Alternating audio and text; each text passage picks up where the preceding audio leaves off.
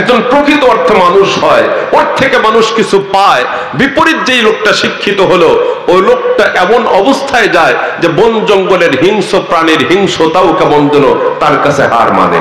ঠিক কিনা বলেন? এটা আমাদের সামাজিক অবস্থা আমরা দেখতে পাচ্ছি। অনেক উচ্চ শিক্ষিত মানুষ আছে, বন জঙ্গলের জীবজন্তুর হিংস্রতার সামনেও তাদের হিংস্রতা আরো দ্রুত গতিতে চলে। এরা মারাত্মক ধরনের হিংসুক, অথচ তারা মানুষ। তাহলে আসলে শিক্ষার দ্বারা তো ভেতরের পরিবর্তন হওয়ার কথা ছিল, একজন শিক্ষিত মানুষ আলোকিত মানুষ হওয়ার কথা ছিল। কই আমাদের সমাজে আমরা তো তেমনটা দেখতে পাই না। এর পেছনে কারণটা কি ভালো করে বোঝার চেষ্টা করেন। এর পেছনে উল্লেখযোগ্য কারণ হলো, আমরা শিক্ষিত হচ্ছি, আমাদের সমাজের মানুষদেরকে আমরা শিক্ষিত করছি, তবে শিক্ষিত করতেছি গতানুগতিক শিক্ষা শিক্ষিত, কিন্তু আসলে বলতো আমরা জানি শিক্ষাই জাতির মেরুদণ্ড। এই কথাকে একটা শব্দের সাথে অবশ্যই জরুরি অ্যাড করতে হবে, সেটা হলো শুধু শিক্ষাই জাতির মেরুদণ্ড না, সুশিক্ষাই হলো জাতির মেরুদণ্ড। সুশিক্ষা, শুধু শিক্ষার দ্বারা কাজ হবে না, সুশিক্ষা দিতে হবে। আর যে সুশিক্ষা, এটা কোরআন হাদিস ভিত্তিক শিক্ষা ব্যবস্থা যদি হয়, সেই শিক্ষা ব্যবস্থায় শিক্ষিত হলেই একজন মানুষ সুশিক্ষিত হতে পারবে। যে শিক্ষা ব্যবস্থায় কোরআন থাকবে না, যে শিক্ষা ব্যবস্থায় রাসূলের সুন্নাত তালিম থাকবে না, সেই শিক্ষা ব্যবস্থায় শিক্ষিত হয়ে কখনো কোনো শিক্ষিত ছেলে মেয়েরা প্রকৃত অর্থে সুশিক্ষিত হয়ে সমাজে প্রতিষ্ঠিত হতে পারেই না। এটা কল্পনাও করা যায় না কখনো। কথা বুঝাতে পারলাম কিনা বলে? আজকে আমাদের সমাজে দেখুন, ভালো করে বোঝার চেষ্টা করুন, আমাদের বাংলাদেশের শিক্ষার হার বাড়ছে অনেক। স্বাধীনতার পরে যেই পরিমাণ শিক্ষিত মানুষ বাংলাদেশে ছিল, এখন তো বাড়তে বাড়তে বাড়তে বাড়তে প্রায় 80% পর্যন্ত পৌঁছে গেছে বাংলাদেশের শিক্ষার হার। কিন্তু স্বাধীনতার পরবর্তী মানুষের মনের যে অবস্থা ছিল, আর এখনকার বর্তমান মানুষ এত বেশি শিক্ষিত হওয়ার পরেও আকাশ আর পাতালের ব্যবধান। সেই সময় আর এখনকার সময়, কথাকে ঠিক বললাম মানে, ওই সময়ের মানুষ অশিক্ষিত ছিল, মানবতা বোধ সম্পন্ন মানুষ ছিল। এই সময়ের মানুষ শিক্ষিত বটে, কিন্তু হায়াওয়ান আর জীবজন্তুর চাইতো তারা মারাত্মক বর্তমান সমাজে অনেক শিক্ষিত ভাই বোনেরা আছেন। কথা বুঝাতে পারলাম কিনা বলে? তাহলে কোরআন সুন্নাহ ভিত্তিক যদি শিক্ষা ব্যবস্থা চালু করে আমরা আমাদের সমাজের ছেলে মেয়ের শিক্ষার্থীদেরকে যদি আমরা শিক্ষা দিতে পারতাম, তাহলে অবশ্যই কখনো কোনোদিন আমাদের ছেলে মেয়েরা, আমাদের শিক্ষিত ছেলে মেয়েরা দিন থেকে দূরে সরে যেত না। তাদের আকীদার মধ্যে গলতি থাকতো না, তাদের বিশ্বাসে গলতি থাকতো না, তাদের আমলের কোনো সমস্যা থাকতো না। আমাদের তো এখন ভয় হয়, আমাদের আগামী প্রজন্ম কি আল্লাহ চিনবে কিনা, আমাদের আগামী প্রজন্ম কি রাসূল চিনবে কিনা, আমাদের আগামী প্রজন্ম কি মসজিদ চিনবে কিনা, আমাদের আগামী প্রজন্ম কি দ্বীনের উপরে টিকে থাকতে পারবে কি না। এটাই এখন বড় রিস্কি হয়ে দাঁড়িয়েছে। কথা কি বুঝাতে পারলাম কিনা বলে? জানেন কি জানি না, পবিত্র মাহে রমজান আল মুবারাকে, এই তো রমজানের শেষ দশকে, রমজানের শেষ দশকে আমাদের দেশে হিন্দু ভাই বোনেরাও আছেন, আপনাদের এলাকাতেও আছে, এটা আমি খুব ভালো করে জানি। হিন্দু ভাই বোনেরা থাকবে যেই দেশে মুসলমানদের সংখ্যা বেশি, সে দেশে ভিন্ন ধর্মাবলম্বী যারা আছে, সংখ্যালঘু সম্প্রদায়, তারা মায়ের কোলে সন্তান যেমন নিরাপদে জীবন যাপন করে, এর চাইতে বেশি নিরাপদে তারা সে দেশে বাস করতে পারবে, যেমন তার জ্বলন্ত দৃষ্টান্ত প্রমাণ হল আমাদের বাংলাদেশ। কথা বোঝাতে বললাম কিনা বলেন? আমাদের বাংলাদেশ। এখন আপনি বলবেন রাষ্ট্রীয় চাপের কারণে হয়তো আপনারা তাদেরকে কিছু বলেন না। কে বলেছে কথা? কে বলেছে কথা? আপনি ভুল বললেন। আমাদের কি ইসলামী কথা শিখিয়ে দিয়েছে, রাসূলের আদর্শ এটা। আমরা সংখ্যাগরিষ্ঠ, আমরা মুসলমান, আমাদের আদর্শ হবে সংখ্যালঘু সম্প্রদায় যারা থাকবে, আমাদের কথায়, আমাদের আচরণে, আমাদের কোনোভাবেই তারা আমাদের থেকে আক্রান্ত হবে না, বরং আমরা সর্বদিক দিয়ে তাদেরকে সহযোগিতাই করব।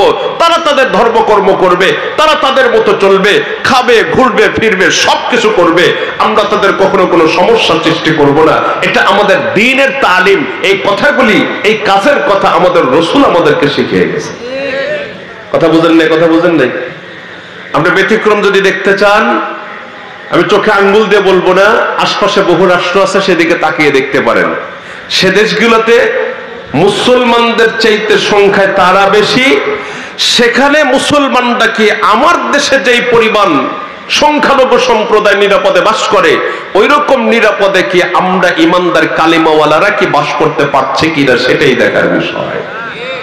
কথা বুঝাতে পারলাম কিনা বলেন? কখনোই তারা এ কথা বলতে পারবে না। জানেন কি জানি না, আল্লাহ হেফাজত করে, আমিন বলে। এই যে মাহে রমজানের শেষ দশকে যখন ইতিকাফ চলতেছিল, লাইলাতুল কদর হওয়ার সমূহ সম্ভাবনা ছিল বেজর রাত্রিগুলাতে, ইবাদতের অত্যন্ত গুরুত্বপূর্ণ একটি সময় পার করেছে। সেই সময় আমাদের দেশের হিন্দু ভাইদের অন্যতম ধর্মীয় একটি উৎসব ছিল হোলি খেলা। হোলির উৎসব ছিল কিনা? ছিল কিনা হোলির উৎসব? এই হোলি উৎসবে আমাদের দেশের একেবারে ঢাকা বিশ্ববিদ্যালয়ের ছেলে মেয়েরাও, যারা এদেশের বিবেক হবে, কথাকে ঠিক নেবে ঠিক বললাম, এদেশের সবকিছুর পরিচালনার দায়িত্ব দায় তাদের ঘরে কয়েকদিন পরে বর্তাবে। আমরা যাদেরকে এদেশের বিবেক মনে করছে আগামীর, সেই ছেলে মেয়েগুলাও, অনেকের মুখে খোঁচা খোঁচা দাড়িও আমরা দেখতে পেয়েছি, তারাও কিন্তু হিন্দু ভাইদের সাথে একাত্মতা ঘোষণা করে রোজা রাখার পরেও কিন্তু তারা হোলি খেলায় মেতে উঠেছিল। তারাও কিন্তু আমরা নামদারি মুসলমানদের সন্তান। সম্মানিত হাজিরিন, কথাগুলি খুব ভালো করে মাথায় নেন। লম্বা কথা বলা যাবে না, লম্বা কথা বলবো না, সময় এমনি তো অনেক হয়ে গেল। ভালো করে কথাগুলি বোঝার চেষ্টা করবেন। কোরআন সুন্নাহর ইলম যদি ওর ভিতরে থাকতো, কখনো কোনোদিন তারা মাহে রমজানে রোজা পালন করার পরে হোলি খেলায় কখনো মেতে উঠতো না। কথাকে ঠিক না ঠিক বললাম? হোলি খেলায় শুধু মেতে উঠেছে তা না, সাংবাদিক বন্ধুরা যখন তাদের সামনে লাউড স্পিকার দিয়েছে কথা বলার জন্য, প্রশ্ন করেছে, তারা কিন্তু বলেছে কি সমস্যা? আমি রোজাও পালন করেছি, হোলি উৎসবে আমি যোগদান করেছি, আনন্দ করতেছি, এখানে আবার সমস্যা কিসের? সমস্যা কোনটা, সমস্যা কোনটা না, এটা বাস বিচার করার যোগ্যতা আল্লাহ পাক রব্বুল আলামিন কোন মানুষের উপরে ছেড়ে দেয় নাই। কথাকে ঠিক তবে ঠিক বললাম? কোনটা ভালো কোনটা মন্দ, কোনটা সহি কোনটা গায়রে সহি, কোনটা করা যাবে কোনটা করা যাবে না, এই বিষয়গুলি আল্লাহ পাক রব্বুল আলামিন আমার আপনার উপরে ছেড়ে দেয় নাই। সবগুলা আল্লাহ প্রদত্ত, নিয়ন্ত্রিত, আল্লাহর পক্ষ থেকে নিয়ন্ত্রণ করা হয়েছে। আল্লাহ রাসূলের মাধ্যম দিয়ে, কোরআন এবং সুন্নাহর মাধ্যম দিয়ে আমাদেরকে জানাই দিয়েছে এইটা করা যাবে এটা করা যাবে না, এইটা তোমার জন্য ঠিক আছে ওটা তোমার জন্য রাইট না। এই কথাগুলা কিন্তু স্পষ্ট করে বর্ণনা করে দিয়েছে। কারণ আল্লাহ পাক রব্বুল আলামিন খুব ভালো করেই জানে মানুষের মেধা হলো অস্বয়ং সম্পন্ন, মুস্তাকিল না। মানুষের উপরে যদি ভালো মন্দ যাচাই করার জন্য বিষয়টা যদি মানুষের ঘাড়েই ছেড়ে দেয়, তাহলে তারা সিদ্ধান্ত নিতে গিয়া ভুল করতে পারে। কারণ তাদের মেধা স্বয়ং সম্পন্ন না। অসম্পূর্ণ মেধা দিয়া ক্ষণিকের জন্য লাভ হবে, মজা পাবে, এমন জিনিস তারা করতে চাবে, এটাকে সমাজে রূপ দেবে, বাস্তবায়ন করার চেষ্টা করবে। কথা বুঝাতে পারলাম কিনা? মুসলমান বন্ধুগণ আমার, এজন্য ইসলাম এই বিষয়গুলোকে কঠোর হাতে দমন করেছে, নিয়ন্ত্রণ করেছে, বলে দিয়েছে না না, মন চাহি জিন্দেগি যাপন করার সুযোগ ইসলামে নাই। স্বাধীনতা তোমাকে দেওয়া হয়েছে, কিন্তু কিছু কিছু বিষয় তোমাকে অবশ্যই নিয়ন্ত্রণ করা হয়েছে। তুমি যা ইচ্ছা তা করবা, যা ইচ্ছা তা বলবা, যা ইচ্ছা তা মন্তব্য করবা, এই সুযোগ কিন্তু আমার এবং আপনার কাহারও নাই। কথা বোঝাতে পারলাম কিনা? আমার পায়ে বেরি লাগানো নাই, আমি মনের মতো চলতে পারবো না, বিষয়টা এমনও না। আবার যা ইচ্ছা তাই করব, এটাও করার সুযোগ ইসলাম আমাকে দেয় নাই। কিছু বিষয় আমাকে মুক্ত ছেড়ে দিয়েছেন, কিছু বিষয় আমাকে কঠোর হাতে দমন করেছে। দোস্ত আমার, বন্ধুরা আমার, কথাগুলি ভালো করে মাথায় নেন। এজন্যই বলছিলাম সভ্যতা সংস্কৃতি, কোনটা সুসভ্যতা, কোনটা অপসংস্কৃতি, কোনটা সুস্থ ধারার সংস্কৃতি, কোনটা ভালো, কোনটা সভ্যতা, কোনটা অসভ্যতা, কোনটা হালাল, কোনটা হারাম, এটা কোনো মানুষ যদি নিজের ইচ্ছায় বলে এটা করছি তাতে সমস্যা কি? রোজা রেখে হোলি খেলায় অংশ নিয়েছি তাতে সমস্যা কি? কথা বুঝতে পেরেছেন কিনা বলেন? বর্ষবরণ করতে গিয়ে মঙ্গল শোভাযাত্রায় অংশগ্রহণ করেছি তাতে সমস্যা কোন জায়গায়? কথা বুঝাতে পারলাম কিনা? এই কথাগুলো অনেকে বলবে সমস্যা কোন জায়গায় আছে কোন জায়গায় নাই এটা তো আপনার উপরে ছেড়ে দেওয়া হয় নাই, আল্লাহ প্রদত্ত, আল্লাহর পক্ষ থেকে সেটাকে নিয়ন্ত্রণ করা হয়েছে। আল্লাহ বলতেছে এখানে সমস্যা আছে, আপনি বলতেছেন সমস্যা নাই। দিন বলতেছে এই জায়গায় সমস্যা আছে, আপনি বলতেছেন সমস্যা নাই। এমনও কিছু কাজ আছে আনন্দ করতে গিয়া, ফুর্তি করতে গিয়া ঈমান হাতে করে নিয়ে হয়তো বা ঈমান খোয়া দিয়েও চলে আসতেছে আমরা অনেকেই। কথা বুঝাতে পারলাম কিনা? দোস্ত আমার, বন্ধুরা আমার, এই জন্যই দ্বীনের তালিম দরকার। কোরআন সুন্নাহর ইলম যদি ভেতরে থাকতো, কখনো কোনোদিন এই কাজগুলি তারা কখনোই করতে পারতো না। ইলম তাকে ভেতর থেকে ধাক্কা দিয়ে বলতো, আল্লাহর বান্দা, না না, তুমি যেই কাজটা করতেছো এটা তো সহি না, কোরআন সুন্নাহ এটাকে সহি বলে না। তোমার মন হয়তো সহি বলতে পারে, তোমাকে হয়তো বলবে না এটা করা ঠিক আছে, তুমি তোমার খেয়াল খুশি মোতাবেক চলবা, তোমার ভালো লাগে এই জন্য চলতে তোমার মন চাবে। ইসলাম বলবে না, মন চাবে না, মন চাইলেই করা যাবে না, ইসলাম সেটাকে নিয়ন্ত্রণ করেছে, নিষেধ করে দিয়েছে। এজন্যই বলছিলাম ধর্মের জ্ঞান গভীরভাবে থাকা দরকার।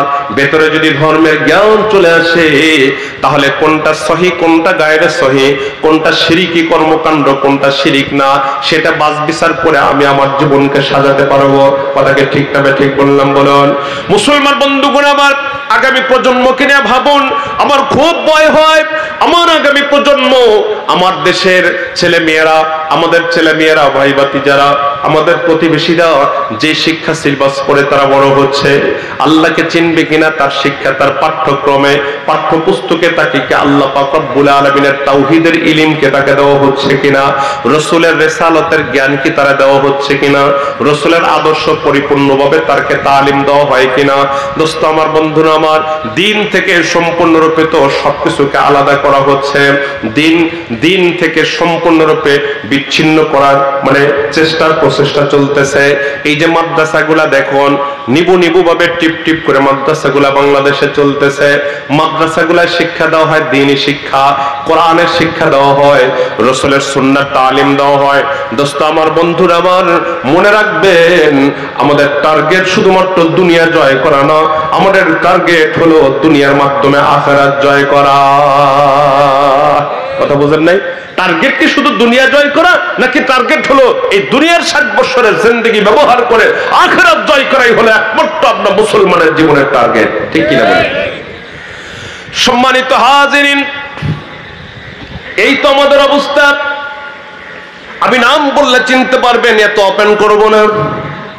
মাহে রমজানের কিছুদিন আগে এক জায়গায় ওয়াজ করার জন্য গিয়েছিলাম, সিরাজগঞ্জ জেলায় ওয়াজ করতে গেছি। আমাদেরকে রিসিভ করলেন, বিশাল বড় বাড়ি, বাড়ির দোতলায় আমাদেরকে নিয়ে গেলেন। বাসায় বসলাম। রিসিভ করার পর থেকে বাড়িওয়ালারা একের পর এক অনেকে আসলেন, দেখা করলেন, কুশলাদি বিনিময় হলো। ওনাদের অভিব্যক্তি ওনারা আমাদের সামনে ব্যক্ত করলেন। এক পর্যায়ে ব্যক্ত করতে গিয়ে বললেন যে হুজুর, আমার এই ভাই ডাক্তার, আমার ভাতিজি ডাক্তার, আমার ভাস্তা ডাক্তার, আমার অমক ডাক্তার, তমক ডাক্তার। আমাদের বাড়িকে আগের মানুষ অন্য নামে চিনত, এখন আমাদের বাড়ি, আমাদের এই এলাকার আমরা যে চাচাতো ভাই বোনেরা যারাই আছি, বিশাল বড় ফ্যামিলি, আমাদেরকে এখন এলাকার মানুষেরা ডাক্তার বাড়ি বলে চেনে। তার মানে উনি বুঝাইতেছেন আমাদের বাড়িতে ডাক্তার আর ডাক্তার, অনেকগুলি ডাক্তার। যে ছেলে মেয়েগুলা হইতেছে তাদেরকে আমরা ডাক্তারি বানাই। কথা বোঝেন নাই? সবাইকে আমরা ডাক্তারি পেশায় লাগায় দেই, ওই পড়াশোনায় করাই। উনি গর্বের সাথে কথাগুলি বলতেছিলেন। আমি কথাগুলি শোনার পরে বললাম, আলহামদুলিল্লাহ, ভালো, ডাক্তার আমাদের দরকার আছে, এই জন্য আপনারা ডাক্তার বানাইতেছেন, খুব ভালো, অসুবিধা নাই।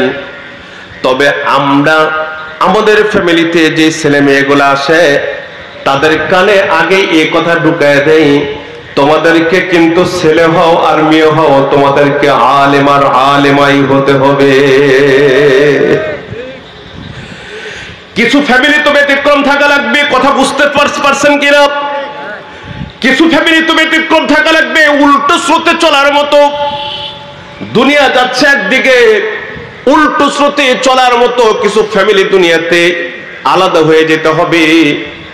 যেই ফ্যামিলির লোকেরা তাদের ছেলে মেয়েদের কান পড়া দিবে, তোমাকে কিন্তু জন্মের পর থেকে কান পড়া দিবে, তোমাকে কিন্তু আলেম, হাফেজ, হাফেজা, আলেম, আলিমাই হওয়া লাগবে।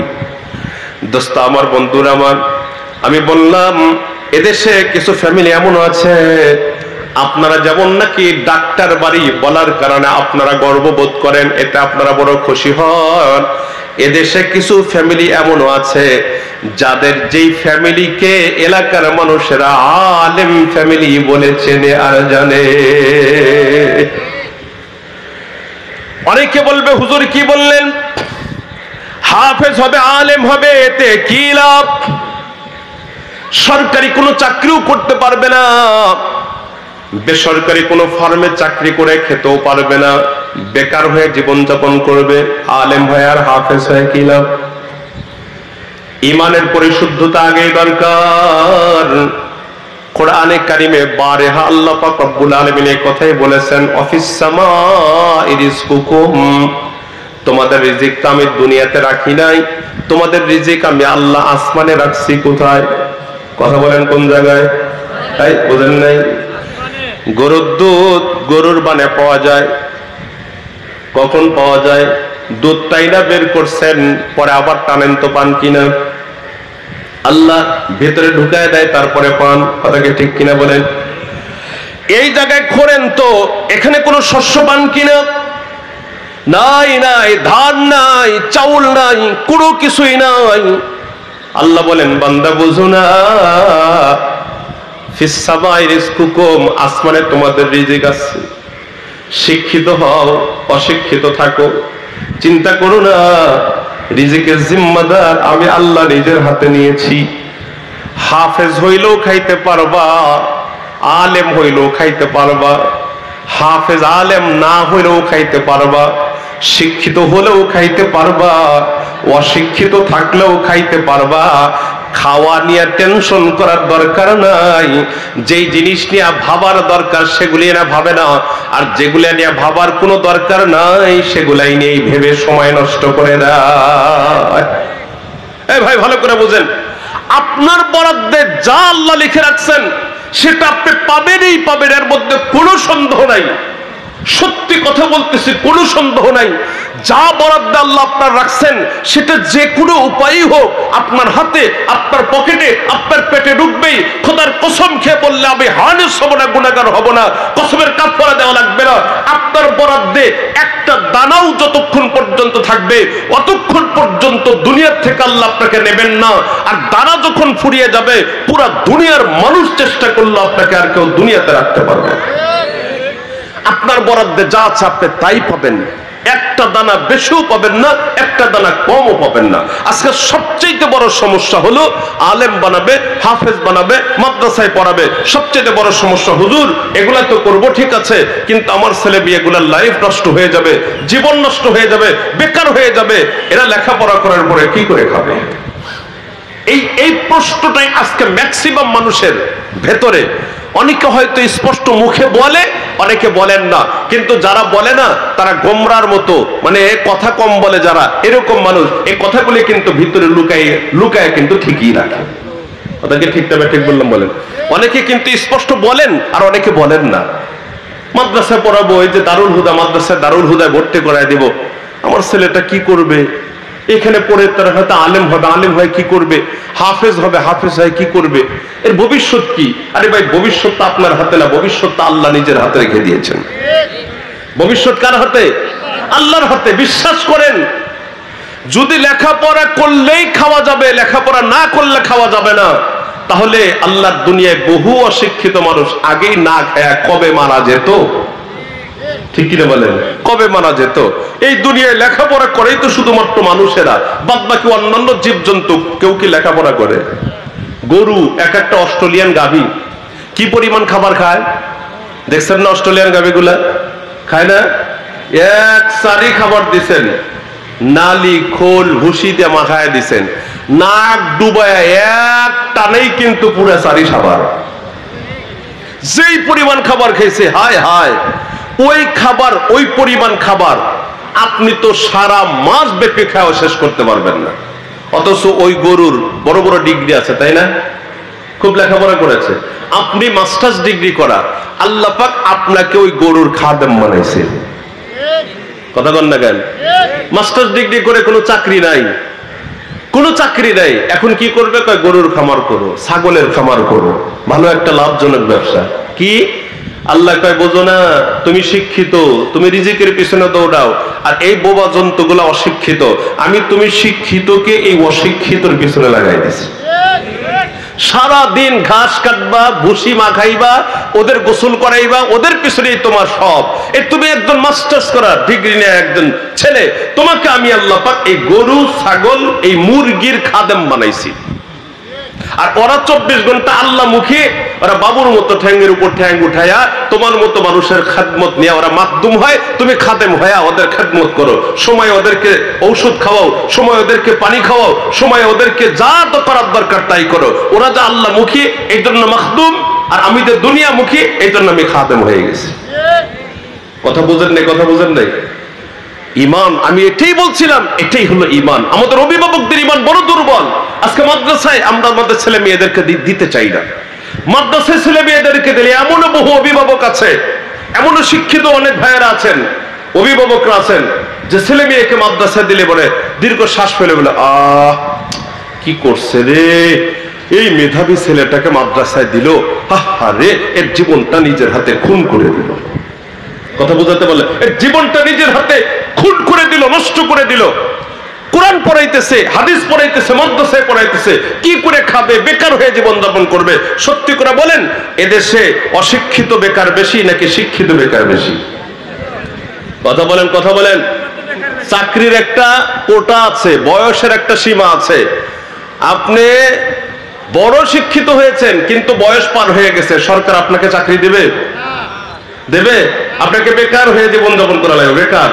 আমি দেখেছি আমার বাসার পাশে অনেক শিক্ষিত মাস্টার্স ডিগ্রি নিয়ে কত পরীক্ষা দিল, বিভিন্ন জায়গায় পরীক্ষা দিছে, পরীক্ষা দিয়ে দিয়ে দিয়ে দিয়ে সর্বশেষ যখন চাকরি হয় নাই, এখন পরিপূর্ণ ঘরে বসে গেছে। কেন? বয়স শেষ, এখন আর চাকরি নেই। এখন আর বলতেছে, হাই এই জীবন ভরা লেখাপড়া করে কি করলাম, এই সার্টিফিকেট দিয়ে কি হবে? চাকরি তো হলো না, একেবারে দুর্বল হয়ে গেছে, এই চাকরি তো হলো না, আর কি, এই লেখাপড়া তোমার বেকার হয়ে গেল।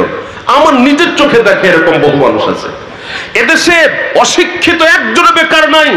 অশিক্ষিত ছেলে মেয়েরা ভ্যান চালায়, রিক্সা চালায়, মাটির কাজ করে, ইটের ভাটায় কাজ করে। একজন কলেজ পড়ুয়া ছেলে কি ইটের ভাটায় কাজ করে? ভ্যান চালাইতে পারে? তাহলে দেখা যায় এদেশে অনেক উচ্চ শিক্ষিত ছেলে মেয়েরা বেকার হয়ে জীবন যাপন করে, কিন্তু অশিক্ষিত ছেলে মেয়েরা কেউ বেকার থাকে না। তাহলে কেন এত সমস্যা? এত সমস্যা কেন? বাংলাদেশে কি পরিমাণ মানুষ দেখেন, দেশের চাইতে এখন দেখা যাচ্ছে সবাই বিদেশমুখী, সব বিদেশমুখী, বিদেশে চলে যাচ্ছে। কেন? দেশে কর্ম নাই, দেশে কি নাই? কাজ নাই। ব্যবসায়ীদের কাছে বসতে ব্যবসায়ীরা বলেন, হুজুর ব্যবসা মন্দা, ব্যবসা ভালো না। ঠিক কিনা বলেন? ব্যবসা ভালো না। গুটি কয়েকজন সরকারি চাকরিজীবী যারা আছে, পার মান্থ তারা বেতন পাইতেছে, তারাই একটু ভালো আছে। বাদ বাকি গার্মেন্টস সেক্টর বলেন, দেখবেন অল্প পয়সায় তাদেরকে খাটায় নিচ্ছেন। একটা কথা মনে রাখবেন, বাংলাদেশের শ্রমের দাম সবচেয়ে কম, এজন্য বাংলাদেশে গার্মেন্টস ফ্যাক্টরি গুলা খুব ধুমধামে চলে। অল্প টাকা দিয়ে তাদেরকে খাটায় দিয়া বেশি মুনাফা লাভ করে তারা রাতারাতি শিল্পপতি বনে যায়। কথা বুঝাতে পারলাম কিনা বলেন? অল্প টাকা শ্রম কিনে পাওয়া যায়, যেটা বিশ্বের অন্য কোন রাষ্ট্রে কোন দেশে খুঁজে পাবেন না, যেটা বাংলাদেশে হয়। আমরা দেখতে পাই ঈদের আগে এই গার্মেন্টস শ্রমিক ভাইরা নিজের মাথার ঘাম পায়ে ফেলে 12 ঘন্টা 18 ঘন্টা পর্যন্ত তারা ডিউটি করে বেতন বোনাসের জন্য আমাদের এদেশে রাস্তায় তাদেরকে মিছিল করতে আমরা দেখতে পাই। কথাকে ঠিক করে ঠিক বলল। আশ্চর্য, রাসূল বলেছেন ঘাম শুকানোর আগে তাদেরকে বেতন পরিশোধ করে দাও। কি হচ্ছে? দোস্ত আমার, বন্ধুরা আমার, আলোচনা লম্বা নয়, হুজুর চলে আসবেন এখনই। এই যে মাদ্রাসাগুলা টিপ টিপ করে চলতেছে, মাদ্রাসা বাংলাদেশের জমিনে যে ছোট ছোট যে মাদ্রাসাগুলি আছে, এই মাদ্রাসাগুলা হয়তোবা কিছু আছে প্রাইভেট প্রতিষ্ঠান, কিছু আছে হলো জনগণের অর্থায়নে পরিচালিত হয় এমন প্রতিষ্ঠান। দোস্ত আমার, বন্ধুরা আমার, এই প্রতিষ্ঠানগুলোতে যে ছেলে মেয়েগুলি লেখাপড়া করে তারা এখান থেকে কোরআন শেখে, দিন শেখে, রাসূলের আদর্শ শিখে সেভাবে নিজের জীবনকে গড়াতে চায়, আখিরাতকে টার্গেট বানায়, আখিরাতের জিন্দেগির জন্যই তারা দুনিয়ার জীবন ব্যয় করে। সম্মানিত হাজিরিন, দুনিয়া যদি একবার শেষ হয়ে গেল, এই দুনিয়ার জীবনকে কাজে লাগায় আখিরাতের জিন্দেগিতে আমি নিজেকে কোনো একটা অবস্থানে নিয়ে যেতে পারলাম না, আমার মতো ক্ষতিগ্রস্ত, আপনার মতো ক্ষতিগ্রস্ত আর কেউ হতে পারে না। আর যদি দুনিয়াতে পাইলাম না পাইলাম আলহামদুলিল্লাহ, না পাইলেও কোনো সমস্যা নাই, আখিরাত আল্লাহ আমারে পুরাই দিয়েছে, আমার মতো সাকসেসফুল ম্যান আমি ছাড়া আর কেউ না। দোস্ত আমার, বন্ধুরা আমার, মাদ্রাসায়ে দারুল হুদা আরো এই জাতীয় মাদ্রাসা যেগুলি আছে, নুরানি মাদ্রাসা বলেন আর মহিলা শাখা মাদ্রাসাগুলি, এই মাদ্রাসাগুলা জাতির কিছু সন্তানকে উল্টো ধারায় চালাবার জন্য, যাদের কলিজার ভেতরে আল্লাহ ঢুকাবার জন্য, যাদের কলিজার ভেতরে রাসূলের সুন্নাহ ঢুকাবার জন্য, যাদের কলিজার ভেতরে দ্বীন ঢুকাবার জন্য, এই চিন্তাই মানে চেতনা নিয়ে এই মাদ্রাসাগুলোর পথ চলা। দোস্ত আমার, বন্ধুরা আমার, এই মাদ্রাসাগুলাতে যে ছেলে মেয়েগুলি লেখাপড়া করে, আমি দেখতে পেরেছি, আমি যদি এই কথাটা বলি আপনারা আমার কথার সাথে দ্বিমত পোষণ করতেও পারবেন না। আলহামদুলিল্লাহ, আমাদের বাংলাদেশের মাদ্রাসাগুলায় যে তালেবে ইলমগুলি দেখা যায়, যারা লেখাপড়া করে, নামাজের সময় যখন হয়, শিক্ষকরা সহ যত ছাত্র থাকে সবাই নামাজের মুসল্লায় দাঁড়ায়। কথাকে ঠিক নেবে ঠিক বললাম বলেন? পৃথিবীতে এমন কোন প্রতিষ্ঠান আপনি খুঁজে পাইবেন না যে প্রতিষ্ঠানগুলার 100% শিক্ষক, 100% ছাত্ররা নামাজি হয়। আমাদের বাংলাদেশেও তো বহু প্রতিষ্ঠান আমাদের নজরে আছে, আমরা দেখতে পাই কোন প্রতিষ্ঠানে যদি 1000 ছাত্র ছাত্রী থাকে, নামাজের সময় দেখবেন সর্বোচ্চ 10% ছাত্র ছাত্রীকেও নামাজে দেখা যায় না। কথাকে ঠিক নেবে ঠিক বললাম বলেন? দোস্ত আমার, বন্ধুরা আমার, বিকল্প ধারায় আমাদের এই মাদ্রাসাগুলি যেই ছেলে মেয়েগুলো আসে এরা নামাজি হয়। আমাদের এই মাদ্রাসাগুলাতে যে ছেলে মেয়েগুলো আসে এরা কখনো কোনোদিন নেশাকে হা বলে না। কথাকে ঠিক নেবে ঠিক বললাম? আলহামদুলিল্লাহ, বাংলাদেশে 3 লক্ষাধিক মানে মাসাজিদ আছে। সব মসজিদগুলা, বিশেষ করে মাদারসে কওমিয়া যা আছে, এই মাদারসে কওমিয়া প্রায় 2.5 লক্ষ মসজিদের ইমাম, মুয়াজ্জিন এবং খতিব আমাদের এই মাদ্রাসা কওমিয়াত থেকে সরবরাহ করা হয়। কথা বোঝার চেষ্টা করেন, একজন মসজিদের একজন ইমাম, একজন খতিব কেউই কিন্তু কখনো কোনোদিন নেশা করে না। বড় ধরনের নেশা তো দূরের কথা, ছোট নেশাও করে না, বিড়িও কখনো টান দেয় না। কথাকে ঠিক তবে ঠিক বললাম বলেন? নেশা মুক্ত একটি সমাজ বিনির্মাণ যদি করতে চান, ছেলে মেয়েদেরকে মাদ্রাসামুখী করা ছাড়া বিকল্প কোনো পথ নাই। আমি আজকে বাজার স্টেশনে মাগরিবের নামাজ পড়ার জন্য স্টেশন মসজিদে ঢুকতেছিলাম, সচক্ষে দেখেছি, দেখে মাথাটা ঘুরে যাওয়ার মতো। একেবারে নাদুস নদুস একটি ছেলে স্টেশনের প্ল্যাটফর্মের দোকানের সামনে বসে, বড় জোরে বয়স হবে 12 থেকে 13, দিব্যি মশানে মানে সিগারেট লাগায় সিগারেট টানতেছে। দেখে তো মাথা ঘুরে গেছে, এই ছেলের ভবিষ্যৎ কি? ছেলেটার বয়স সর্বোচ্চ 12 থেকে 13 হবে না, এখনো যদি বিড়ি নেশা করে তাহলে এর ভবিষ্যৎ কি? ভবিষ্যতে না জানি আরো কত বড় ধরনের নেশায় যুক্ত হবে। কথা বুঝাতে পারলাম কিনা বলেন? মুসলমান বন্ধুগণ আমার, এই মাদ্রাসাগুলা 100% আপনাকে সিকিউরিটি দেবে, আপনার সন্তানকে নেশামুক্ত জীবন দান করবে। আমাদের এই মাদ্রাসাগুলায় যারা আসা যাওয়া করে, লেখাপড়া যারা করে, তারা কখনো কোনোদিন নেশাকে হাওয়া বলে না। এরা ইফতিজিং এর পাশেও যায় না, জেনা ব্যভিচার থেকে দূরে থাকার সব সময় চেষ্টা করে। আলহামদুলিল্লাহ, এরা সুদ ঘুষের কাছেও যাওয়ার চেষ্টা করে না। কথাকে ঠিক তবে ঠিক বললাম বলেন? নামাজের সময় হবে 5 ওয়াক্ত নামাজ মুসল্লায় মসজিদে গিয়ে আদায় করার চেষ্টা করে। আমি বহু দেখেছি, একই বাবার সন্তান, বড় ভাই, মেজো ভাই, ছোট ভাই, 3 ভাইয়ের একজন মাদ্রাসায় পড়ে। বড় আর ছোটটা আজান দেওয়ার পরে বলে, এই মাদ্রাসায় যেটা পড়ে, এই মসজিদে যাও, নামাজ পড়বা না? হাফেজ সাহেব নামাজে যাও না কেন? আরে ভাই, নামাজ শুধু হাফেজ সাহেবের জন্য না, নামাজ বড় আর ছোট যেটা স্কুলে যায় তারও উপরেও নামাজ ফরজ। কথাকে ঠিক তবে ঠিক বললাম বলেন? যেই ছেলেটা স্কুলে পড়ে ওই ছেলেটাই নিজে ডাকতে বলে, হাফেজ সাহেব নামাজে কেন যাও না? নামাজ পড়ে আসো। এ দোস্ত, বুঝতে হবে নামাজ কেমন যেন শুধুমাত্র মাদ্রাসায় যারা পড়ে, দাওয়াত ও তাবলীগের কাজে যারা লাগে তাদের জন্য কি শুধু নামাজ? হক্কানি পীরের হাতে যারা হাত দিয়েছে শুধু তাদের জন্য কি নামাজ? দোস্ত আমার, বন্ধুরা আমার, বোঝা লাগবে আসলে আমার ছেলেটাকে আমি কোন পথে দিতেছি। আমি এই কথা আমার আলোচনার দ্বারা এই কথা আপনাদেরকে বুঝাইতেছি না। 100% ছেলে মেয়েদেরকে শুধুমাত্র মাদ্রাসায় দিয়ে দেন, মাদ্রাসায় পড়ুক, দাওরা পাস করুক, আর মুফতি আর মুহাদ্দিস হয়ে যাক, আলেম হয়ে যাক। না, আমাদের সব দরকার আছে। আমাদের বিজ্ঞানীও দরকার আছে, আমাদের অর্থনীতিবিদ দরকার আছে, আমাদের ইঞ্জিনিয়ার দরকার আছে, আমাদের অ্যাডভোকেটেরও দরকার আছে। কথা বুঝাতে পারলাম কিনা বলেন? সব দরকার আছে, সব আমাদের দরকার। কিন্তু একটা কথা মনে রাখবেন, কাজের ক্ষেত্র ভিন্ন হবে, চেতনা হবে আমাদের অভিন্ন। বোঝেন না কথা? ডাক্তার ডাক্তারি পেশায় নিয়োজিত থাকবে, উকিল ওকালতি করবে, ইঞ্জিনিয়ার তার পেশা নিয়ে থাকবে, অর্থনীতিবিদ অর্থ নিয়ে থাকবে, কৃষিবিদ কৃষি বিষয় নিয়ে গবেষণা করবে। দোস্ত আমার, মৎস্যজীবী মৎস্য নিয়ে গবেষণা করবে। ভালো করে বোঝার চেষ্টা করবেন, প্রত্যেকের কাজের ক্ষেত্র ভিন্ন থাকবে, কাজের ক্ষেত্র ভিন্ন থাকবে, ডিপার্টমেন্ট থাকবে আলাদা আলাদা, কিন্তু চেতনা থাকবে অভিন্ন। ডাক্তারের চেতনাও থাকবে যা, ইঞ্জিনিয়ারের চেতনাও থাকবে তা, অ্যাডভোকেটের চেতনাও থাকবে তা, আলেমের চেতনাও থাকবে তা।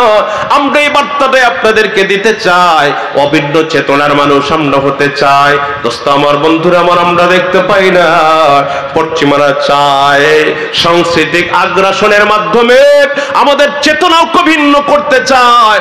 যেমন নাকি মাঝে মাঝে বড় ধরনের সাংস্কৃতিক ঝড় আমাদের উপর দিয়ে বয়ে যায়, যেগুলা কুরআন সুন্নাহ সমর্থন করে কিনা সেগুলো আমরা ফিকির করি না। ভালো করে কথা বোঝার চেষ্টা করবেন, ভালো করে বোঝার চেষ্টা করবেন। বোমা বিস্ফোরণ করে একসাথে এত মানুষ হত্যা করা যায় না, ব্রাশ ফায়ার করে একসাথে এতগুলি মানুষ হত্যা করা যায় না, অ্যাটম বোম নিক্ষেপ করেও একসাথে এতগুলি মানুষের প্রাণহানি করা যায় না, ক্ষতি করা যায় না। সাংস্কৃতিক আগ্রাসনের মাধ্যমে যেই পরিমাণ ক্ষতি করা যায়, কথা বুঝাতে পারলাম কিনা বলেন? অসভ্যতার মাধ্যমে, অপসংস্কৃতির লালনের মাধ্যমে, মুসলিম মিল্লাতে, মুসলিম সমাজে অপসংস্কৃতি ছড়িয়ে দেওয়ার মাধ্যমে যেই পরিমাণ ক্ষতি করা যায়, অপসংস্কৃতির ছোবলে পুরা জাতিকে ধ্বংস করা যায়। মনে রাখবেন, পশ্চিমাদের এটাও বড় একটা চাল, মুসলমানদের চেতনাও ভিন্ন ভিন্ন করে দেওয়া। বোঝেন না কথা? মুসলমানদের চেতনাকেও ভেঙ্গে খান খান করে দেওয়া, এটা হলো পশ্চিমাদের চাল। ভালো করে কথাগুলি বোঝার চেষ্টা করবেন। অনেক সময় হয়ে গেল, আমি আলোচনা করব না। হুজুরকে দিয়ে আসেন, হুজুরকে দিয়ে আসেন, অনেক আলোচনা হয়ে গেছে। হুজুর কথা বলবেন, এরপর আমাদের উস্তাদে মুহতারাম উনি কথা বলে দোয়া করে দিবেন। আমি যে বার্তাটা আপনাদেরকে দিতে চাইছিলাম সেটা হলো, এই মাদ্রাসায় দারুল হুদা সহ এলাকার যত মাদারিস আছে, বাংলাদেশে যত মাদ্রাসা আছে, এই মাদ্রাসাগুলা আমাদের দিনদার একটি কাফেলা জন্ম দিতে চায়, একটি নামাজি কাফেলা বের করে দিতে চায়, একটি নির্ভেজাল নেশামুক্ত একটি কাফেলা বের করে দিতে চায়, একটি নির্ভেজাল আল্লাহমুখী একটা কাফেলা সমাজে বের করে দিতে চায়। যারা রাসূলের আদর্শ লালন করবে, তাদের কাজের ক্ষেত্র ভিন্ন হতে পারে, চেতনা হবে অভিন্ন, অভিন্ন চেতনা নিয়ে মাঠে নামবে, এমন একটি কাফেলা জন্ম দিতে চায়। এটাই হলো আমাদের দেওবন্দিয়াতের মাকসাদ, এই মাদ্রাসাগুলোর মাকসাদ। আমি উদাত্ত আহ্বান করব আপনাদেরকে, শুধু টাকা দিয়ে না, সবচেয়ে বড় কোরবানি হবে আপনাদের ছেলে মেয়েদেরকে মাদ্রাসামুখী করা। এই মাদ্রাসায় দারুল হুদা অত্যন্ত মনোরম সুন্দর পরিবেশে প্রতিষ্ঠিত একটি মাদ্রাসা। দেখেছেন আপনারা? মাদ্রাসার ভেতরে কি ঢুকেছিলেন? ঢুকবেন, একটু যাবেন। অত্যন্ত মনোরম সুন্দর পরিচ্ছন্ন পরিবেশে এই মাদ্রাসাটি পরিচালিত হচ্ছে। চেষ্টা করা হচ্ছে আরো সুন্দর থেকে সুন্দর যেন করতে পারা যায় এই মাদ্রাসাটা। এখানে আপনার সন্তান, আদরের কলিজার টুকরা সন্তান নিরাপদে থাকবে, নিরাপদে পড়বে, এবং হযরত বড় বড় উলামায়ে কিরামদের তত্ত্বাবধানে এই মাদ্রাসা পরিচালিত হচ্ছে। বিশেষ করে রওহা মাদ্রাসা, বেতুয়া মাদ্রাসার বড় বড় যারা আসাদাজায়ে কিরামগণ আছেন, ওনারা মাঝে মাঝে ভিজিট করেন, মাঝে মাঝে এসে তদারকি করেন যে ছেলে মেয়েদের লেখাপড়া কেমন হচ্ছে, তাদের কিভাবে পড়াইতেছেন, কোন পরিবেশে তারা থাকতেছে, সবকিছু তদারকি ওনারা করে থাকেন। মাওলানা মাহফুজ আমাদের ছাত্র, মাদ্রাসা মূলত ও প্রতিষ্ঠিত করছে, আপনাদের সহযোগিতা চায়, আপনাদেরকে সাথে নিয়ে চলতে চায়, কিন্তু ওকেও যারা চালান ওনারা হলেন বড় বড় ওলামায়ে কেরাম যারা আছেন, ওনাদের কথার বাহিরে মাহফুজও যায় না, যাওয়ার কোনো সুযোগও নেই। বাস ওলামায়ে কেরামদের মুহাক্কিক তাজরাবাওয়ালা অভিজ্ঞতা সম্পন্ন যে ওলামায়ে কেরাম আছেন তাদের কথাই এই মাদ্রাসা সুন্দরভাবে পরিচালিত হচ্ছে। আমি উদাত্ত আহ্বান জানাবো, এই শাওয়াল মাসের এই তো 1-2 দিন পর থেকেই মাদ্রাসার বিভিন্ন শাখার ভর্তি চালু হয়ে যায় আমাদের বাংলাদেশে। আপনাদের ছেলে মেয়েদেরকে লোকেশনটা অত্যন্ত সুন্দর, পরিবেশ অত্যন্ত ভালো, আশপাশে যারা আছেন কমাস কম অনাবাসিকও যদি আপনারা আপনাদের ছেলে মেয়েদেরকে পড়াতে চান তাহলে আপনাদের ছেলে মেয়েদেরকে এখানে সুন্দর পরিবেশে পড়ানোর মতো ব্যবস্থা আছে। আমি অনুরোধ করব আপনাদেরকে, মালি কোরবানির চাইতে জানি কোরবানি বেশি দরকার। আপনার কি মনে চায় না যে আপনার একটি ছেলে কোরআনের হাফেজ হোক? আপনার কি মনে চায় না যে আপনার একটি মেয়ে কোরআনের হাফেজা হয়ে যাক? এটা কি মনে চায় না? হ্যাঁ, দরকার। আলেম হোক আলেমা হোক, এটা বড় দরকার। দেখবেন আলহামদুলিল্লাহ একজন আলেম একজন হাফেজ দুনিয়াতেও কাজে লাগে, আখিরাতেও কাজে লাগে। এখন তো দেখা যাচ্ছে অনলাইনে বহু ঘুরতেছে, আপনারা যারা জানেন, বিশেষ করে যুবক বন্ধুরা যারা অনলাইনের সাথে আপনারা সম্পৃক্ত তারা তো খুব ভালো করে জানেন, অনেক উচ্চ শিক্ষিত ছেলে মেয়েদের বাবারা আজকে অসহায় অবস্থায়, যে ছেলে মেয়েরা তাদেরকে দেখতেছে না, সর্বশেষ তাদের বাবা মার ঠিকানা হয়েছে বৃদ্ধাশ্রম। কথা কি ঠিক নেবে? ঠিক বললাম বলেন? আজকে এরপরও আরেকটা জরিপ যেটা বাংলাদেশে দেখা গেছে, এদেশে যত উচ্চ শিক্ষিত যত অর্থবিত্তের মালিক হয়েছে তাদের সাথে তাদের পিতা মাতাদের সম্পর্ক সম্পূর্ণরূপে বিচ্ছিন্ন হয়ে গেছে। কেন? যারা বিদেশে প্রতিষ্ঠিত হয়েছে, যে ছেলে মেয়েগুলো উচ্চ শিক্ষিত হয়ে বিদেশে যারা পাড়ি জমাইছে, বিদেশে সেকেন্ড হোম করতেছে, বিদেশে মানে তারা নাগরিক হয়ে যাচ্ছে, দেখবেন যে তাদের সাথে তাদের বাবার মা এদের সম্পর্ক বৎসরে না 2, 4, 5, 10 বৎসরে একবার হয় কিনা দেখা সাক্ষাৎ। কথা কি ঠিক নেবে? ঠিক বললাম বলেন? এরপরে শিক্ষিত হয়ে যারা ঢাকায় যারা থাকে, চাকরিজীবী, চাকরি বাকরি করে, গ্রামে বৎসরে 1, 2, 3, 4 বার আসতে পারে কি পারে না? কথা বোঝাতে বললাম কিনা বলেন? দেখা যায় যে কাজের চাপের কারণেই সম্পর্ক একটু ধীরে ধীরে ভাটা পড়ে যায়, মানে বিচ্ছিন্নর মতো হয়ে যায়। কিন্তু সম্মানিত হাজিরিন, যদি দিলের মধ্যে আল্লাহর ভয় থাকে, ওইভাবেই যদি ছেলেটা গড়ে ওঠে, দিনদার হয়ে যদি ছেলেটা গড়ে ওঠে, মেয়েটা যদি দিনদার হয়ে গড়ে ওঠে, তাহলে দেখবেন কখনো কোনোদিন পিতা এবং মাতাকে ওইভাবে ফালায় কখনো রাখবে না। চেষ্টা করবে পিতা মাতার খবরগিরি করার, চেষ্টা করবে আপনজন প্রিয়জনদের খবর রাখার চেষ্টা করবে। হ্যাঁ, মরণের পরেও খবর রাখার চেষ্টা করবে, মরণের আগেও খবর রাখার চেষ্টা করবে। এজন্য আমি আপনাদেরকে এই বার্তাটাই দিয়ে যাচ্ছি, সেটা হলো মাদ্রাসায়ে দারুল হুদা চলমান চলতেছে, আলহামদুলিল্লাহ, রেজাল্টও ভালো, পড়াশোনার মানও ভালো। তো এই যে নুরানি শাখা, এই যে এখানে একটা ঘর দেখতেছেন, নুরানি শাখা চলবে, তারপরে এখানে কি আছে, এখানে মহিলা শাখা চলবে, হেফজখানা চলবে, আন্তর্জাতিক মানের হাফেজ এখান থেকে যেন বের হতে পারে, এই চিন্তা, এই প্ল্যান, এই প্রোগ্রামও আছে। এজন্য আপনাদেরকে বলবো ভাইয়েরা, বিশেষ করে ওলামায়ে কেরাম যারা আছেন, আপনাদের সহযোগিতা না হলে চলবে না, আপনাদের সহযোগিতা আরো বেশি দরকার। ওলামায়ে কেরামরা, আপনারা যারা স্থানীয় ওলামায়ে কেরাম আছেন, আপনারা একটু মাদ্রাসার প্রতি সুনজর দিবেন। আপনারা যদি একটু বলে দেন, দেখবেন অনেক অভিভাবক তাদের ছেলে মেয়েদেরকে মাদ্রাসামুখী করবে, সুন্দর পরিবেশে প্রতিষ্ঠিত এই মাদ্রাসা, তখন দেখবেন আলহামদুলিল্লাহ মাদ্রাসা চলে উঠবে। এটা আপনারই বেশি উপকার হবে, দ্বীনের কিছু আলো আপনার ঘরে ঢুকবে, আপনার কলিজার টুকরা সন্তান দ্বীন শিখে বাস আলোকিত মানুষে সমাজে বের হয়ে যেতে পারবে। কথা কি বুঝাতে পেরেছি কিনা বলে আপনাদেরকে? সম্মানিত হাজিরিন, হুজুর চলে আসবেন, আমি আর কথা লম্বা করবো না, ইতিমধ্যে অনেক কথাই বলে ফেললাম।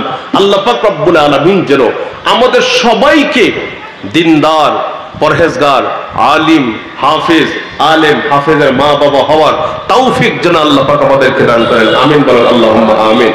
এবং পর্দার ভেতরে যে মা বোনেরা আছেন, আপনাদের চাইতে পর্দার ভেতরে মাদের সংখ্যা অনেক বেশি, পর্দার ভেতরে মায়েদের সংখ্যা অনেক বেশি। আমি মাদেরকে বলবো, আপনারা চেষ্টা করলে অনেক কিছুই পারেন। আপনারা বিশেষ করে চেষ্টা করুন আপনার একজন সন্তানকে সুশিক্ষায় শিক্ষিত করে গড়ে তোলার। আপনার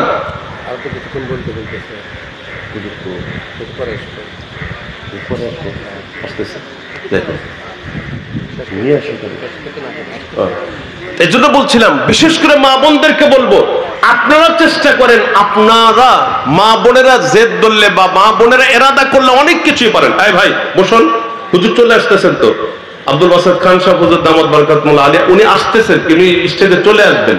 আমি ভয়ে ভয়ে ছিলাম, আমার তো 11টার মধ্যে শেষ করার কথা, এটা পার হয়ে যাচ্ছে, এই জন্য ভয়ে ভয়ে ছিলাম যে কখন হুজুর চলে আসে, কখন চলে আসে। যাই হোক, হুজুর চলে আসবে। শোনেন, আমি যে বার্তাটা বিশেষ করে আপনাদেরকে দেওয়ার জন্য উঠছি সেটা হলো যে চেষ্টা করেন আপনাদের ছেলে মেয়েদের মধ্যে হতে দ্বীনের জন্য একটি ছেলে বা একটি মেয়েকে কুরবানি করে দেওয়ার। মনে করেন যে ফালাই দিচ্ছেন, জাগ্গা যা হয় হবে। কোথায় ফালাইছেন? কোরআনের মাঝে ফালাই দিচ্ছেন, হাদিস শেখার জন্য ফালাই দিচ্ছেন, দ্বীনের জন্য ফালাই দিচ্ছেন। হ্যাঁ, ঠকবেন না ইনশাআল্লাহ, ঠকবেন না। দুনিয়াতেও ঠকবেন না, আখেরাতে তো ঠকবেনই না ইনশাআল্লাহ, কখনোই ঠকবেন না, লস হবে না। আজকে দেখতেছি তো আমরা, দেখেন নাই গাজীপুরে কালীগঞ্জে বাবা হয়ে নিজের সন্তানকে কুড়াল দিয়ে কোবায় মারছে। দেখছেন দেখছেন, বাবা হয়ে নিজের সন্তানকে কুড়াল দিয়ে কোবায় মেরে সে দীর্ঘ শ্বাস ফেলে বলতেছে, জাগ্গা আল্লাহ বড় মুসিবতের থেকে আমারে বাঁচাইল। নিজের হাতে পুলিশের কাছে দিছে, ধরা দিছে, আমি নিজের সন্তানকে হত্যা করেছি। কেন? এত জ্বালান জ্বালাইছে, মা বাবা দুই অতিষ্ঠ হয়ে একবারে দেয়ালে পিঠ থেকে গেছে। যখন পৃথিবীতে এমন কোন মা বাবা হতে পারে না যে মা বাবা নিজের সন্তানকে হত্যা করে। আপনি চিন্তা করুন, এই মা বাবা কোন পর্যায়ে যাওয়ার কারণে নিজের হাতে সিদ্ধান্ত নিয়ে ইচ্ছা করে নিজের সন্তানকে হত্যা করেছে। মুসলমান বন্ধুগণ আমার সন্তান যেন দুনিয়াকে নরক না বানায়। নেশাগ্রস্ত যারা হবে তারা অবশ্যই দুনিয়ার জীবনটাকে নরকে পরিণত করবে। তারপরে যাদের চরিত্র খারাপ হবে, নানান দিক দিয়ে খারাপ হবে, তারা তাদের দুনিয়ার জীবনকে নরক আর আগুনের জাহান্নামে পরিণত করবে। দোস্ত আমার, বন্ধুরা আমার, এজন্য চাইছিলাম ব্যতিক্রম, অন্য পথে চালাবার জন্য, দ্বীনি পথে চালাবার জন্য। দ্বীন যদি ভেতরে ঢোকে, আলহামদুলিল্লাহ দেখা যায় এখনো দিনদার মানুষ। দ্বীনের চেতনা যাদের ভেতরে আছে তারা কিন্তু অন্যরকম। তারা চেষ্টা করে আমার দ্বারা কেউ যেন আক্রান্ত না হয়, তারা চেষ্টা করে আমার দ্বারা কেউ যেন ক্ষতিগ্রস্ত না হয়, তারা চেষ্টা করে আমার দ্বারা দুইটা পয়সার কারো যেন ক্ষতি না হয়। আত্মস্বার্থ তো দূরের কথা, মালিকের ভয় দিলের মধ্যে থাকে। একটা পয়সা আমি অন্যায় ভাবে বলৎকরণ করলাম, আল্লাহর কাছে তো আমাকে জবাব দেয়া লাগবে। কথা কি বুঝাতে পারলাম কিনা? আমার ছোট্ট আমার মেয়েটাই বড়, ছোট্ট এখনো 5 বছর বয়স হয় নাই। এই জাতীয় মাদ্রাসায় নুরানিতে আমার মেয়েটাকেও পড়তে দিয়েছি। এই তো 2 মাস 3 মাস হলো ওর যাওয়া আসা, আলহামদুলিল্লাহ খুব ভালো পড়তেছে। বুঝলাম ওর মাকে মাঝে মাঝে শিখায়, মা বাম হাত দিয়ে কোনো জিনিস যদি দিতে লাগে মাকে ডাকতে বলে, আম্মু ব্যাপার কি? না, আমার ওস্তাদজি বলেছেন ভালো কাজ কখনো বাম হাতে করতে নেই, ডান হাতে করতে হয়। তুমি ডান হাত দিয়ে কেন করো না? এই কথাটা যখন বলে আমার বুকটা, আসলে সত্যি বলতেছি, বুকটা ভরে যায়। মাশাআল্লাহ, আলহামদুলিল্লাহ, এইগুলাই তো কথা, এইগুলা শিখতেছে। ছোট থেকে যদি এইভাবে তারা গড়ানো যায়, এই ছেলে বা এই মেয়ের ভবিষ্যৎ কেউ ভাঙতে পারবে না, কেউ নষ্ট করতে পারবে না।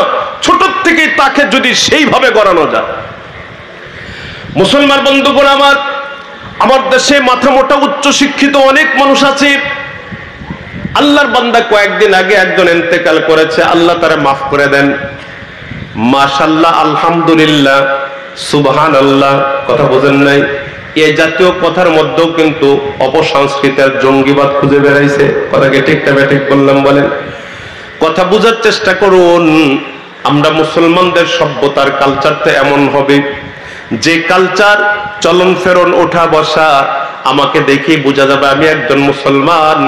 আমার কথাই প্রমাণ দেবে আমি একজন মুসলমান। আমার আচার অনুষ্ঠান প্রমাণ দেবে আমি একজন মুসলমান। আমার সব কিছুই প্রমাণ দেবে আমি একজন মুসলমান। আমাকে যেন জিজ্ঞাসা না করতে হয়, আমার কর্মকাণ্ডই বলবে আমি একজন মুসলমান। খাঁটি মুসলমান হিসাবে গড়ানোর জন্যই তো এই মাদ্রাসাগুলা। কথা বুঝাতে পারলাম কিনা বলেন? আলহামদুলিল্লাহ, এই মাদ্রাসাগুলা ছেলে মেয়েরা ছোটবেলার থেকে দেখা যায়, ছোট ছোট ছেলে মেয়েরা মাদ্রাসায় আছে, ছোট বয়স থেকে তারা নামাজে দাঁড়ায় যায়, নামাজ পড়ে, ওযু বানায়, ওযু করে। কথা বুঝাতে পারলাম কিনা বলে? ছোট হাতে যখন ওযু করে দেখে ভালো লাগে, আমার বাচ্চাটা ওযু শিখছে, আমার বাচ্চাটা নামাজে দাঁড়ায় যায়। মা নামাজ পড়ে ঠোঁট নাড়াচাড়া করে, বাচ্চা মার পাশে নামাজের রিহার্সাল করে, বাচ্চাটাও ঠোঁট নাড়ায়, বাচ্চাটাও সালাম দেওয়ার জন্য এদিক ওদিক মানে মুখ ফিরায়। আসলে কি কোয়া লাগে সেটা বুঝে না, বাচ্চাও সিজদায় যায়। 3-4 বছরের বাচ্চা আর কি বুঝবে, ও বাচ্চাটাও সিজদায় যায়। ও দোস্ত, ভালো করে বুঝার চেষ্টা করুন। এই কচি কলিজার ভিতরে যদি আপনি দিন ঢুকায় দিতে পারেন, কচি কলিজার ভিতরে যদি রাসূলুল্লাহর সুন্নাহর মহব্বত যদি ঢুকায় দিতে পারেন, আপনার বাচ্চার ভবিষ্যৎকে নষ্ট করতে পারবে না, আপনার বাচ্চাকে নিয়ে কেউ ছিনিমিনি খেলতে পারবে না, আপনার বাচ্চা কখনো নাস্তিক হবে না, আপনার বাচ্চা কখনো দিন বিরোধী হবে না, রাসূল বিরোধী হবে না, আল্লাহ দ্রোহী আর খোদা দ্রোহী হবে না। আপনার বাচ্চার জবান থেকে অশালীন কোনো বক্তব্য আর মন্তব্য জীবনেও কখনো জবান থেকে বের হবে না। কথা বুঝাতে পারলাম কিনা বলেন? ছোটবেলার থেকে যদি আপনি চেষ্টা করেন, আমি আপনার অভিভাবক যারা আছেন আপনাদেরকে বলবো, কঠোর হন, ফিকিরমান হন। আপনার অবহেলার কারণে আপনার কলিজার টুকরা সন্তানের জীবন যেন বিনষ্ট না হয়। আপনার সন্তান আল্লাহর দেয়া আমানত যেন আপনার ভুল সিদ্ধান্তের কারণে নষ্ট না হয়ে যায়। হয়তোবা দুনিয়ায় কারি কারি পাইলেন, কিন্তু আখিরাত হারায় ফেললেন। মরে যাবেন তো দুনিয়ার মতো, দুনিয়া পড়ে থাকবে, বাড়ি পড়ে থাকবে, গাড়ি পড়ে থাকবে, যা কিছু করছেন সব দুনিয়ারটা দুনিয়াতে পড়ে থাকবে। আমল যেগুলা করবে আপনার সন্তান, সেগুলাই তো আপনার সন্তানের সাথে আখিরাতে যাবে। দোস্ত আমার, বন্ধুরা আমার, আপনার অবহেলার কারণে যদি আপনার সন্তানের জীবন নষ্ট হয়ে যায়, আপনার সন্তানের আগে আপনাকে আল্লাহর দরবারে জবাবদিহিতার কাঠগড়ায় দাঁড়ানো লাগবে। আল্লাহর নবী যেটা হাদিসের মধ্যে কথা ওপেন স্পষ্ট বর্ণনা করেছেন, আলা কুল্লুকুম রাইন, আমাদের সবাইকে আল্লাহ রাসূল রাখাল বলেছেন। আমরা রাখাল, আমাদের রাখালিতে আমাদের বাচ্চাগুলোকে আল্লাহ দিয়েছেন। ভুল সিদ্ধান্তের কারণে দেখুন, কুল্লু মাউলুদিন ইউলাদু আলাল ফিতরা ফাআবওয়াহু ইউহাব্বিদানিহি আও ইউনাসসিরানিহি আও ইউমাজ্জিসানিহি, প্রত্যেক সন্তান দ্বীনের উপরে জন্ম লাভ করে। অভিভাবক যারা আছে পরবর্তীতে তাকে ডাইভার্ট করে অন্য পথে পরিচালিত করে। প্রত্যেক সন্তানকে ফিতরাতান আল্লাহ পাক রব্বুল আলামিন হক গ্রহণ করার মতো যোগ্যতার ইস্তেদাদ দিয়ে দুনিয়াতে পাঠায়। দোস্ত আমার, বন্ধুরা আমার, এই কচি কলিজার ভিতরে অন্য কোন জার্ম ঢুকায় দেয়, অন্য কালিমা ঢুকায় দেয়, অন্তর নষ্ট করে দেয়। ফাআবওয়াহু, তার পিতামাতায় তাকে নিয়ে চিনিমিনি খেলে তাকে অন্য পথের পথিক বানায় দেয়। কেউ বা তার সন্তানকে ইহুদি বানায়, কেউ বা তার সন্তানকে নাস্তিক বানায়, কেউ বা তার সন্তানকে মুক্ত চিন্তার অধিকারী বানায়, কেউ বা তার সন্তানকে প্রকৃতি পূজারী বানায়, কেউ বা তার সন্তানকে পত্তলিক বানায়, মুশরিক বানায়, কেউ বা তার সন্তানকে সূর্যের পূজারী বানায়, কেউ বা তার সন্তানকে দাহরিয়া বানায়। দোস্ত আমার, বন্ধুরা আমার, অনুরোধ থাকবে, আমি অভিভাবকের ভুল সিদ্ধান্তের কারণে যেন আমার সন্তানের জীবন মাটি না হয়ে যায়। 60 বছরের জীবনই আমাদের মূল জীবন না, 60 বছরের জীবনটা আমাদের কেন্দ্র, একেবারে সর্বশেষ জীবন না। আমরা জানি এই জীবনের পরে অনন্তকালের একটি জীবন আমাদের জন্য আসবে, যেই জীবনটাই লাশ। ও জীবনে কেউ যদি হেরে যায়, সে প্রকৃত অর্থে হেরে যাবে। ওই জীবনে কেউ যদি পার পেয়ে গেল, সে প্রকৃত অর্থে পার পেয়ে গেল। দোস্ত আমার, বন্ধুরা আমার, এজন্যই বলবো, আমার ভুল সিদ্ধান্তের কারণে যেন আমার কলিজার টুকরা সন্তানের জীবন খাম না হয়ে যায়, মাটি যেন না হয়ে যায়। ওকে তাওহীদ শেখানো দরকার, ওকে রিসালাতের তালিম দেয়া দরকার, ওকে মসজিদ চেনানো দরকার, ওকে আখিরাতের তালিম দেয়া দরকার, আখিরাত মুখী করা দরকার। এরপর যেদিকে আপনি নিয়ে যান, কোনো অসুবিধা নাই, আমাদের সব দরকার আছে, কিন্তু সকলের কলিজার ভিতরে আল্লাহর ভয় ঢোকা দরকার আছে। আল্লাহ যেন আমাদের সবাইকে কবুল করেন, আমিন। সম্মানিত হাজিরিন, হুজুর চলে আসবেন, আমার আলোচনার শেষ। হুজুর অল্প সময়ের মধ্যে চলে আসবেন। এই যে মাদ্রাসায় দারুল হুদার কথা বলছিলাম, এই মাদ্রাসায় দারুল হুদা পরিচালিত হচ্ছে ইতিমধ্যে মোটামুটি ভালোই কিছুদিন হলো চলতেছে। খুব বেশি বয়স হয়েছে তাও না, পথ চলা শুরু হয়েছে, আলহামদুলিল্লাহ। তবে মাদ্রাসা চলবে আপনাদের দোয়া, এবং আপনাদেরকে আগেও বলেছি, আপনাদের সার্বিক সহযোগিতা মাদ্রাসা পরিচালনা পরিষদ আপনাদের থেকে চায়, কামনা করে সার্বিক